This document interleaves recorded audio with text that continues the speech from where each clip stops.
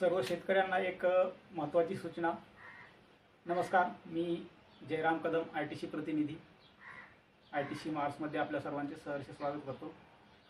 जिल्ह्यातील शेतकऱ्यांनी रब्बी हंगामातील उन्हाळी ज्वारीची लागवड केली होती व नुकतीच या ज्वारीची कापणी झालेली आहे आणि महिनाभराच्या या सातत्याने पडत असलेल्या अवकाळी पावसाच्या पाण्यामुळे या ज्वारीच्या धसकटांना हिरवीगार अशी पालवी फुटलेली आहे आणि या पालवीकडे आपली जनावरे आकर्षित होऊन ती पालवी खात आहेत। परंतु या पालवीमध्ये विषारी घटक निर्माण झाल्याने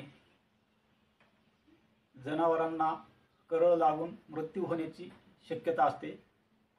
तर शेतकरी बांधवांना एक आव्हान आहे की त्यांनी आपले पशुधन जपण्यासाठी या ज्वारीमध्ये आपली जनावरे बांधू नयेत। या हिरवळीपासून आपल्या जनावरांना लांब ठेवावे। धन्यवाद।